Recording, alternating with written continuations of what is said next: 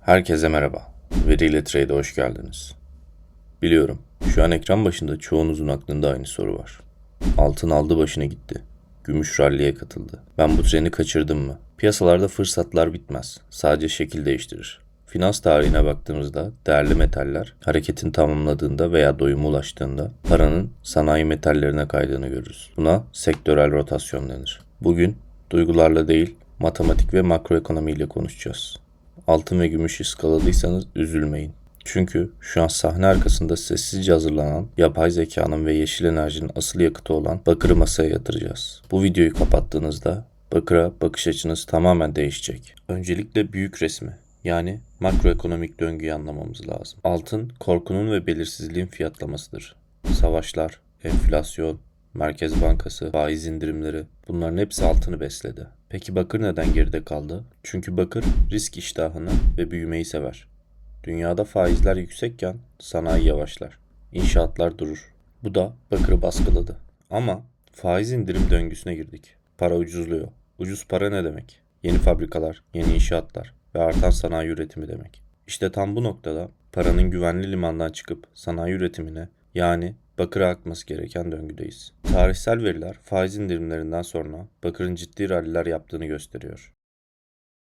Şimdi işin verisine, yani data kısmına gelelim. Bakır talebini patlatacak iki devasa dalga var. Birincisi yeşil dönüşüm. Arkadaşlar, veriler yalan söylemez. Konvansiyonel, yani benzinli bir otomobilde ortalama 20-22 kilogram bakır kullanılır. Peki bir elektrikli araçta bu sayı kaç biliyor musunuz? Tam 80 kilograma kadar çıkıyor. Hibritlerde 40-50 kilogram arası değişiyor. Sadece arabalar değil, rüzgar türbinleri, güneş panelleri, bunların hepsi eski enerji sistemlerine göre 5 kat daha fazla bakır tüketiyor. Dünya 2030 hedeflerine ulaşmak istiyorsa şu an üretilen bakırın tamam bile yetersiz kalacak. Bu bir tahmin değil, matematiksel bir zorunluluk. İkinci dalga ise çoğumuzun gözden kaçırdığı bir yer. Yapay zeka. Hepimiz ChatGPT kullanıyoruz. AI hisselerini konuşuyoruz. Ama bu sistemlerin çalışması için devasa veri merkezleri, data center kuruluyor. Bu merkezlerin enerji ihtiyacı korkunç boyutta. Goldman Sachs'in son raporuna göre veri merkezlerinin güç talebi önümüzdeki 5 yıl içinde %160 artacak. Elektriği neyle taşıyacaksınız? Altınla mı? Hayır, çok pahalı. Gümüşle mi? Oksitlenir. Tek seçenek bakır. Yani AI rallisine katılmak istiyorsanız ama teknoloji hisseleri size pahalı geliyorsa o teknolojinin altyapısını sağlayan bakır arka kapıdan giriş bileti olabilir. Talebi anlattık. Peki ya arz?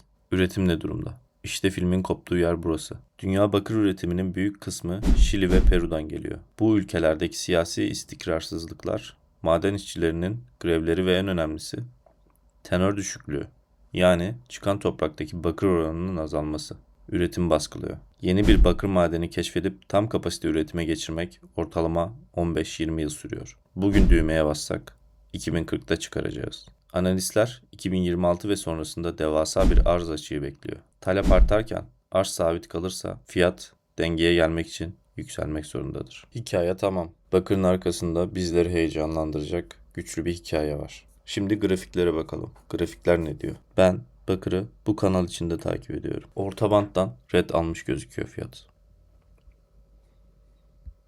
Fiyatımız eğer bu bölgeye gelirse bakırda buradan maliyetlenmeyi, bakır almayı, portföyüme eklemeyi düşünüyorum. Buradan alacağım bakırı uzun bir süre tutmayı da düşünüyorum. Eğer yaptığı dip ve son tepesinin arasından bir Fibonacci çizersek buranın 618 bölgesine denk geldiğini görüyoruz. Optimal trade entry olarak karşımıza çıkıyor. Bakın size böyle bir şey daha göstereyim. Son koşusundaki düzeltme bakırda nere oluyor? 618 noktasına oluyor. Optimal trade entry noktasına. Şimdi bakır altın rasyosuna bakalım.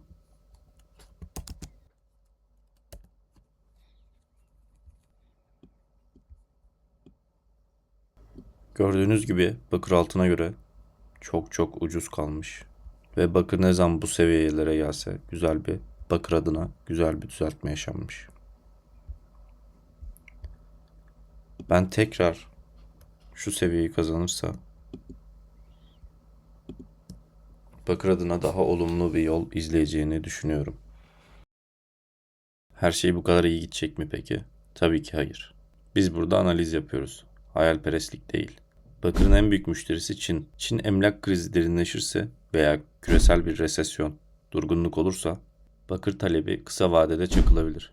Bu yüzden tüm portföyü buraya gömmek yerine kademeli ve risk yönetimi yaparak ilerlemek gerekir. Sonuç olarak altın ve gümüş partisini kaçıranlar için bakır hem teknolojik devrimin hem de yeşil dönüşüm merkezinde duran henüz tam fiyatlanmamış bir fırsat gibi duruyor.